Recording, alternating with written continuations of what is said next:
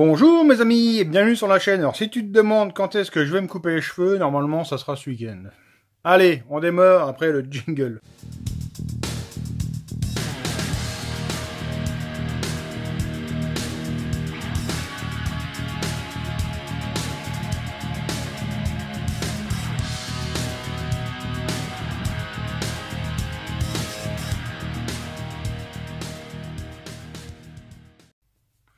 Attends, je vais redescendre un peu ça.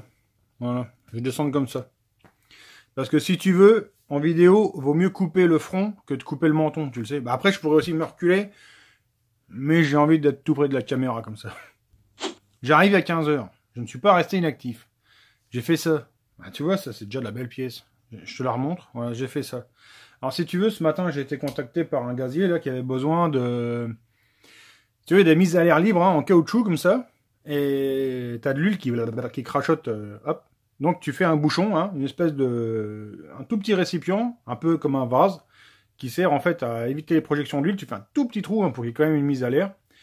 Mais les gouttelettes d'huile, après, elles redescendent dans le tuyau. Et normalement, elles sortent pas de trop. Hein, pas de trop.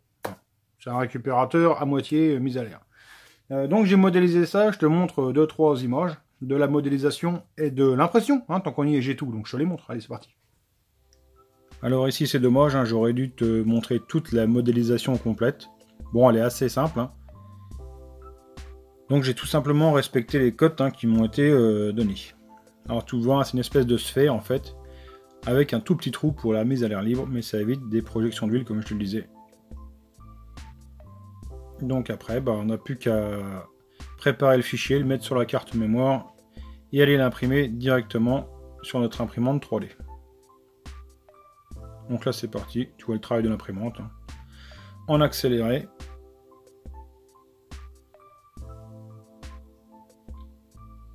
Alors la petite pièce nous prend ici dans une résolution maximale 27 minutes d'impression. Alors le temps peut être bien réduit hein, en accélérant soit la machine, soit en mettant des couches de filament beaucoup plus épaisses. Ici, ça tourne au dixième, hein, on peut monter sur une résolution jusqu'à 4 dixièmes. Et la pièce serait quand même un peu moins bien finie.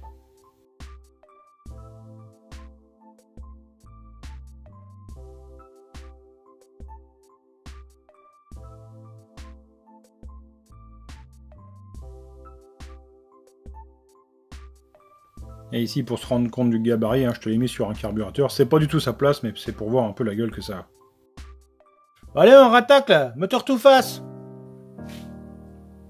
Allez, on met le moteur dans l'étau. Allez hop.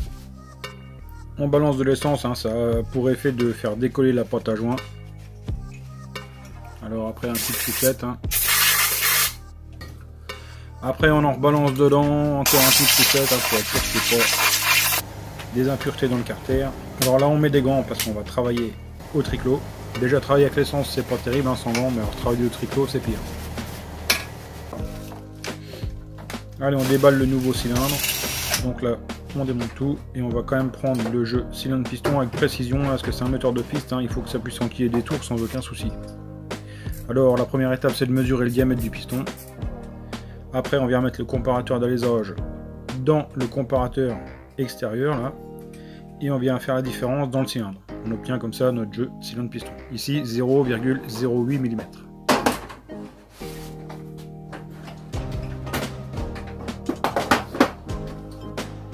Allez, on fait un premier montage à blanc, le piston, on met le cylindre, un morceau d'étain sur le piston, comme d'habitude, hein, on va mesurer le squish, je rappelle, l'espace qui reste entre le piston et le dôme de la culasse. On fait plusieurs allers-retours en haut, tac, on écrase notre fil d'étain et on vient mesurer au palmeur ou au pied à coulisse l'écart. Là on voit 55-56, hein, donc, enfin 5-6, mais c'est 50 plus 5-6, donc 55-56. Le squish, pour moi c'est pas assez. Donc là, on remet un joint, on resserre, on écrase de nouveau et on redémonte. On remesure, toujours au palmeur ou au pied à couler, si on voit ici que mon squish est correct. Je démonte et maintenant je vais pouvoir faire mon montage définitif. Donc là, je huile mon axe de piston, je mets mon piston, le clips, j'ai tout dégraissé, la pâte à joint, je serre au cou.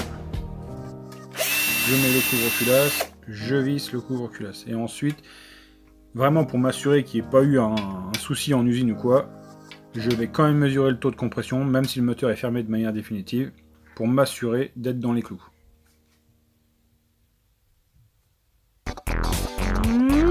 Les actus, tu connais? Il y en a deux. Number one. Bidalo, qui te présente sur sa page le nouveau WR70. Va faire un tour, il y a du dessin 3D, tout le bordel. Number two. Bidalo Expresso, ils vont bientôt partir. Il te reste quelques jours si tu veux leur glisser un petit billet pour les aider à performer plus fort, peut-être à devenir champion du monde. Hein. Allez la France, cocorico. Hein. Excellente ta musique là. Sébastien le pirate qui m'a fait découvrir sur YouTube. Ouais petit loup, mon moteur il est monté, il est fermé. Alors demain on le met au banc le matin, l'après-midi on teste les admissions. MXS, Bidalo, VL, tout ce qui traîne, on essaye tout, faut que ça marche sans être embêté. De préférence carbu vers l'avant, il m'a dit carbu vers l'avant. Donc voilà, le problème de demain, ça sera ça. Sinon, je rebondis sur les commentaires. Il y a pas mal de monde qui me vient en MP, mais tu sais, ça s'affiche dans les MP que t'as pas en ami, je sais pas comment on appelle ça là. J'ai fermé toutes mes boîtes de messages, parce que t'imagines bien que j'avais 200 messages sur Tournoi Racing, 200 messages sur Tournoi Lyonnais, 200 messages sur Facebook. Alors j'essaye de... YouTube, autant pour moi. J'essaye de répondre quand même assez souvent sur YouTube. Par le passé, je faisais les questions-réponses en vidéo, tu dois t'en rappeler si tu suis la chaîne. Je le fais plus parce que c'est vrai que c'était un peu chiant pour le viewer qui voulait voir de la mécanique. Alors je me tâte, parce que je t'explique, c'est compliqué de s'occuper du gosse du matin, descendre à l'atelier faire de la mécanique, tourner les vlogs, couper les vlogs, monter les vlogs, poster les vlogs, et répondre à des questions. Donc je me tâte, peut-être, à faire éventuellement un live par mois ou un live par semaine, à définir peut-être la date, tu sais, genre, mettons, jeudi soir, ou mardi soir, ou mardi matin, enfin, bref, tu m'as compris.